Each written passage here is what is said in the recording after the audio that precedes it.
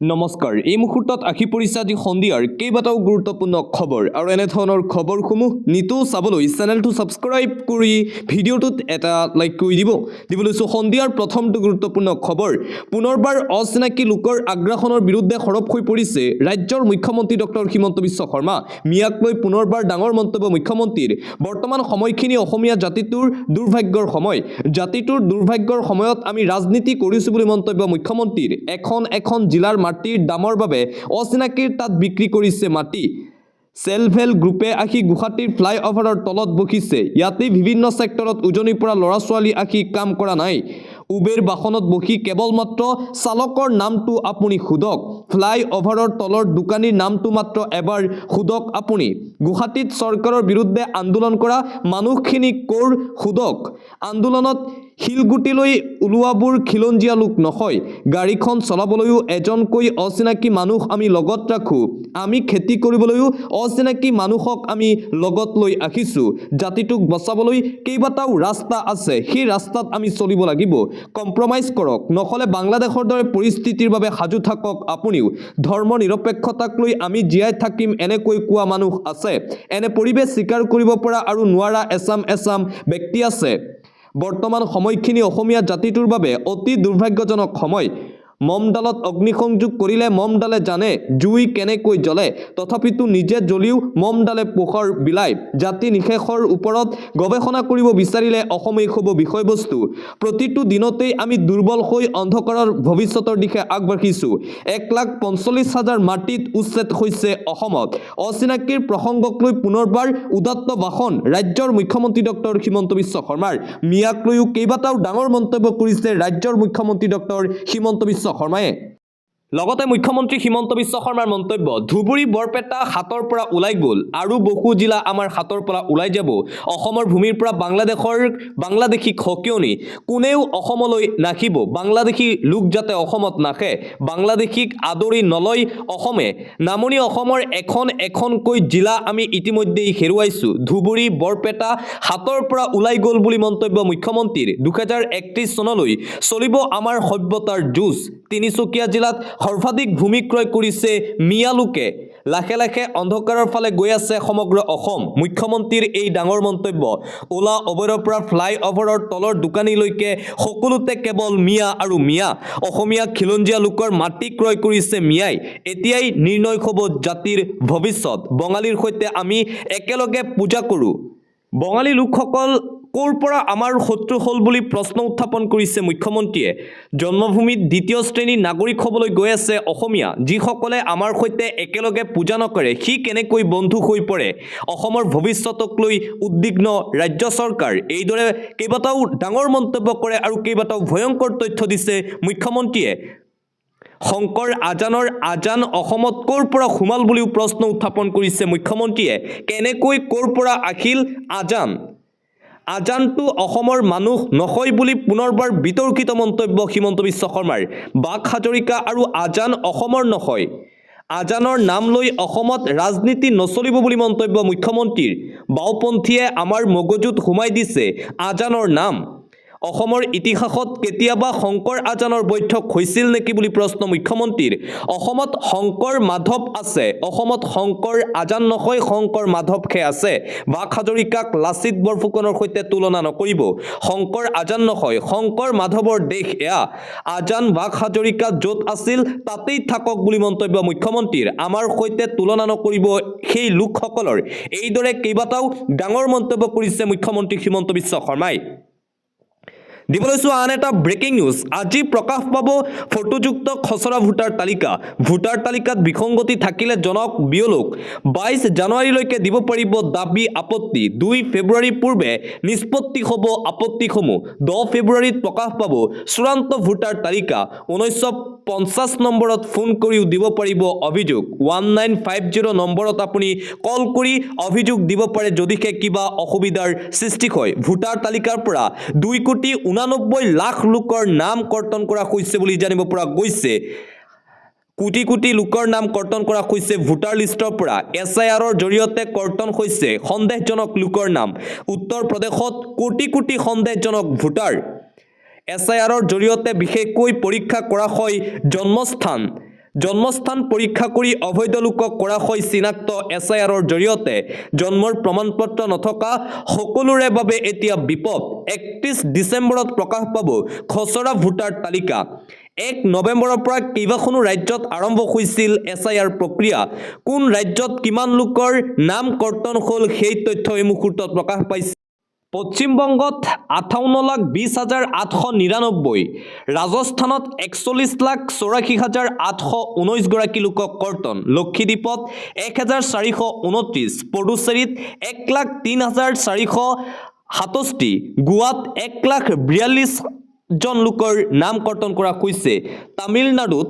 97,37,832 গুজৰাটত 73,73,327 কেৰালাত 24,08,503 গৰাকী লোকৰ নাম কৰ্তন ছত্তীশগড়ত 27,34,817 মধ্যপ্ৰদেশত 42,74,160 আন্দামান আৰু নিকোবৰত 64,014 জন NRC প্ৰক্ৰিয়াৰ পাছতেই অসমতো হ'ব SIR প্ৰক্ৰিয়া জন্মস্থানৰ প্ৰমাণ নথকা সকলোৰে নাম এবাৰ কৰ্তন হ'ব ভোটাৰ লিষ্টৰ পৰা দিবলৈছো আন এটা অতিকৈ গুৰুত্বপূৰ্ণ খবৰ 2026 চনৰ নিৰ্বাচনৰ বাবে কঁকালত টঙালি বান্ধিছে ৰাজ্যিক বিজেপিৰ কাৰ্যনিৰ্বাহক সভাৰ আজি দ্বিতীয় দিনৰ কাৰ্যসূচীটো অংশগ্ৰহণ ৰাষ্ট্ৰীয় সভাপতি নীতিন নবীনৰ ৰাজ্যৰ বৰ্তমান ৰাজনৈতিক পৰিস্থিতিৰ সন্দৰ্ভত পৰ্যালোচনা কাৰ্যনিৰ্বাহক সভাত অংশগ্ৰহণ কৰি মুখ্যমন্ত্ৰী ডক্টৰ হিমন্ত বিশ্ব শৰ্মাৰ উদাত্ত ভাষণ 2026 চনৰ বিধানসভা নিৰ্বাচনক লৈ ৰণকৌশল প্ৰস্তুত কৰি বিজেপি দলে অন্য এটা খবৰ বাংলাদেশী চিনাক্ত হল আব্দুল কাদিৰ আব্দুল কৰিম শীঘ্ৰেই বিতৰণ কৰাৰ নিৰ্দেশনা দিয়া হৈছে ৰাজ্যত চলি আছে বাংলাদেশী বিতৰণ চিনাক্ত হৈ আছে ইটোৰ পিছত সিটো বাংলাদেশী অবৈধ বাংলাদেশী চিনাক্ত হৈ আছে হুজাই জিলাত পুনৰ দুই বাংলাদেশী বিতৰণৰ নিৰ্দেশ আব্দুল কাদিৰ আব্দুল কৰিমক বাংলাদেশী চিনাক্তকৰণ কৰা হৈছে বিদেশী ন্যায়াধিকৰণে চিনাক্তকৰণৰ পাছতে বিতৰণৰ দিছে নিৰ্দেশ ধুবুৰী দক্ষিণ শালমৰা বা শ্ৰীভূমিৰে প্ৰেৰণ কৰা হ'ব বাংলাদেশলৈ ৰাজ্যত চলি আছে অবৈধ বাংলাদেশীৰ বিৰুদ্ধে এই তীব্ৰ অভিযান জিলাই ইজনৰ পিছত সিজন বাংলাদেশী লোক ধৰা পৰিছে দিবলৈছো অন্য এটা খবৰ 2026 চনৰ বিধানসভা নিৰ্বাচনৰ প্ৰাকখনত মিত্ৰতাত ফাট দেখিবলৈ পোৱা গৈছে মিত্ৰদল অগপ আৰু বিজেপিৰ মাজত মুকলি সংঘাত আৰম্ভ নিৰ্বাচনৰ পূৰ্বে এই সংঘাত ৰঙিয়া সমষ্টিৰ বিপৰীত মেৰুত অৱস্থান আঞ্চলিক দল অগপৰ দুবাৰৰ বিজেপি বিধায়ক ভৱেশ কলিতাৰ বিৰুদ্ধে এতিয়া খুব দেখিবলৈ পোৱা গৈছে অসম গণ পৰিষদৰ নিৰ্বাচনত বিজেপিৰ লগত ৰঙিয়া সমষ্টিত একেলগে নাথাকে অসম গণ পৰিষদ সামাজিক মাধ্যম যোগে মুকলি বিৰুদ্ধাচৰণ অগপ নেতাৰ বিজেপি বিধায়কৰ বিৰুদ্ধে অগপৰ সম্পাদক তথা মুখপাত্ৰ অৰ্ণৱ ভৰালীৰ তীব্ৰ প্ৰতিক্ৰিয়া ভৱেশ কলিতাই অগপ দলক গুৰুত্ব নিদিয়াৰ অভিযোগ উত্থাপন কৰিছে অসম গণ পৰিষদৰ নেতা গৰাকীয়ে অন্য এটা খবৰ এই মুহূৰ্তত আহি পৰিছে জুবিনৰ প্ৰতিমূৰ্তিত দুষ্ট চক্ৰৰ চকু লৈ গ'ল লাইট প্ৰতিমূৰ্তিৰো কিছু ক্ষতিসাধন এবাৰ মৰমৰ শিল্পী জুবিনদাৰ প্ৰতিমূৰ্তিত দুষ্ট চক্ৰৰ চকু দেখিবলৈ পোৱা গৈছে প্ৰাণৰ শিল্পী জুবিন গাৰ্গৰ প্ৰতিমূৰ্তিত দুষ্ট চক্ৰৰ চকু নিশা দুৰ্বৃত্তই চুৰি কৰি নিলে জুবিন গাৰ্গৰ প্ৰতিমূৰ্তিৰ লাইট কিছু ক্ষতিও কৰি থৈ গ'ল জুবিন গাৰ্গৰ প্ৰতিমূৰ্তিৰ দুষ্ট চক্ৰৰ এই কাণ্ড কিছু ক্ষতিও কৰি থৈ গ'ল জুবিনৰ এই প্ৰতিমূৰ্তিটো লাইট চুৰি কৰি লৈ গৈছে কামপুৰত থকা জুবিনৰ প্ৰতিমূৰ্তিত এই কাণ্ড সংঘটিত কৰিছে দুৰ্বৃত্তই পৰিচালক মনোজিত শৰ্মাই প্ৰতিষ্ঠা কৰিছিল জুবিন গাৰ্গৰ প্ৰতিমূৰ্তি অন্য এটা খবৰ 15 ফেব্ৰুৱাৰী পূৰ্বে মিত্ৰতাক লৈ নহয় আনুষ্ঠানিক আলোচনা এনডিএৰ মিত্ৰতাৰ সন্দৰ্ভত মুখ্যমন্ত্ৰীৰ মন্তব্য সমাগত 2026 চনৰ বিধানসভা নিৰ্বাচনৰ পূৰ্বে মিত্ৰতাক লৈ এটা বিগ ব্ৰেকিং নিউজ এই মুহূৰ্তত আহি পৰিছে নিৰ্বাচনক লৈ ইতিমধ্যে তৎপৰ হৈ পৰিছে শাসকীয় দল ভাৰতীয় জনতা পাৰ্টি 26 চনৰ নিৰ্বাচনত এনডিএৰ মিত্ৰতা সন্দৰ্ভত মন্তব্য কৰিছে ৰাজ্যৰ মুখ্যমন্ত্ৰী হিমন্ত বিশ্ব শৰ্মাই 15 ফেব্ৰুৱাৰী পূৰ্বে আসন ভাগ বটোৱাৰা মিত্ৰতাৰ সন্দৰ্ভত নহয় কোনো আনুষ্ঠানিক বৈঠক আনুষ্ঠানিকভাৱে নহলেও আনুষ্ঠানিকভাৱে বুজাবুজিৰ প্ৰক্ৰিয়া ইতিমধ্যে আৰম্ভ হৈছে বুলি মন্তব্য মুখ্যমন্ত্ৰী হিমন্ত বিশ্ব শৰ্মাৰ কেন্দ্ৰীয় গৃহমন্ত্ৰী অমিত শ্বাহৰ পৰ্যায়ত মিত্ৰতাৰ আলোচনা চলি থাকিব বুলি মন্তব্য মুখ্যমন্ত্ৰীৰ BPF আৰু UPPL দুয়োটা দলেই NDAৰ অংশীদাৰ বুলি সদৰি কৰিছে মুখ্যমন্ত্ৰী হিমন্ত বিশ্ব শৰ্মাই। ইফালে অগপৰ সৈতে বিজেপিৰ আসন ভাগ বটোৱাৰাৰ সন্দৰ্ভতো মন্তব্য মুখ্যমন্ত্ৰীগৰাকীৰ। বিজেপিৰ য'ত বিধায়ক আছে সেই সমষ্টিৰ ৰাষ্ট্ৰীয় ৰাজনৈতিক দল এটাই কাকো এৰি নিদিয়ে বুলি মন্তব্য কৰিছে মুখ্যমন্ত্ৰী ডক্টৰ হিমন্ত বিশ্ব শৰ্মাই। পৰৱৰ্তী খবৰ, খ্ৰীষ্টানক নিৰ্যাতন বৰদিনৰ দিনাই উৰুৱাই দিলে ইছলামিক ঘাটি। মাৰ্কিন যুক্তৰাষ্ট্ৰৰ এই আক্ৰমণ। আমেৰিকা যুক্তৰাষ্ট্ৰৰ ৰাষ্ট্ৰপতি ডনাল্ড ট্ৰাম্পৰ একশ্যন মুড। খ্ৰীষ্টানৰ ওপৰত চলোৱা নিৰ্যাতনৰ প্ৰতিশোধ লৈছে আমেৰিকাই। বৰদিনৰ দিনাই উৰুৱাই দিলে ইছলামিক ঘাটি আমেৰিকা যুক্তৰাষ্ট্ৰই। নাইজেৰিয়াত ভয়ংকৰ আক্ৰমণ কৰিছে আমেৰিকান সেনাই। নাইজেৰিয়াৰ ISISৰ ঘাটিত আমেৰিকাৰ বিধ্বংসী আক্ৰমণ।